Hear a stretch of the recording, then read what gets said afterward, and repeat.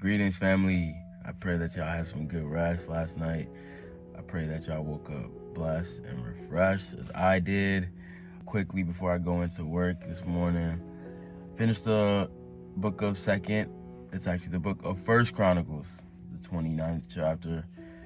And it just is a segue from David's kingdom to Solomon's, basically. And wrapping up just the story of David, even in his building of the temple, he gave all these resources and all these stuff. He basically funded the whole project, right? He was a quote-unquote visionary, but God was using him to execute the plan, right? And he thought just that, too. He never wanted any of the glory for it. It wasn't for any purpose but to please God. That was his whole mentality, right? And even after providing all these resources, right, to help build it, he took out of his own personal funds as well, on top of that, right? It's crazy. How many of us gripe when we're asked to give even a little bit more of our 10th tithe or whatever your pledges to the church, whatever it is. If you're asked to give anything more than that, you're like, nah, I'm not gonna do that, right? And so it just shows you his heart posture, if you will. He really was just his whole mentality just to please God. His reasoning behind it, he said, this life is just a shadow of what's to come. So these things, these riches that we have, they're meaningless in eternity. So we got to sow in order to invest in our homes in heaven, basically. You know what I mean? This is metaphorical, but it's true though. Good works, things like that. But also another part of his reasoning is simple, right? Everything that we receive is from God. So it's not even like we're giving him the things that we have done, right? When we're giving resources and giving finances and things like that, we got those from God. We're just giving them back to him. So he's like, I don't need praise for that. You know what I mean? I'm just giving you back what you gave me, basically.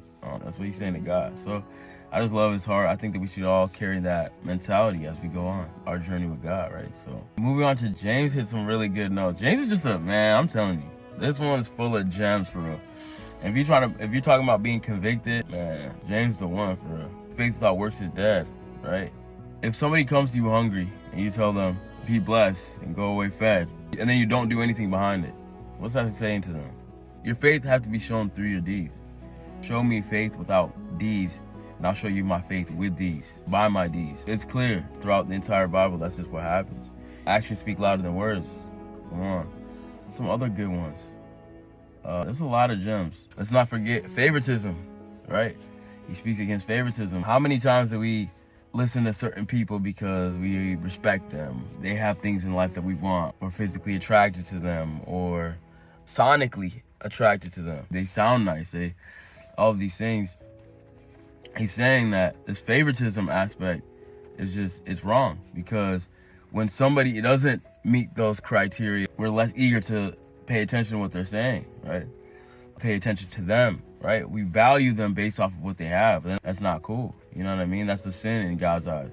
That should just be a lesson in your life too. That helps you too, because a lot of us are not fortunate, financially fortunate, whatever it may be. Like, I don't know, we may not come off as physically attractive to other people. So it's an encouragement thing too. People shouldn't be judging you based off of these things, such as you shouldn't be judging somebody else, right? That's the whole point. We're all people, and we can all speak the truth. The truth can be received in any way, shape, and form. So it's not to showing favoritism is a terrible thing to get involved in, right? Because it discourages other people, and it blocks you from your blessings. It blocks you from the lessons that you could possibly learn, right? And not only that, it's the golden rule, right? You gotta love people like you love yourself. It's pretty simple, right? Nothing more to it, you know what I mean? And it's like, but we need reminders like that because we tend to just fall. Our flesh is so weak. We're just so caught up in the fleshly things. It's easy to get strayed from the path. And so there's just a lot of good reminders in that. Like I said, James, super convicting, super beneficial.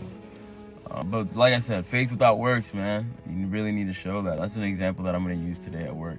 We say that all the time in recovery.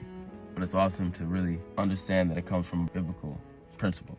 I'm about to go into work, and we'll see y'all later.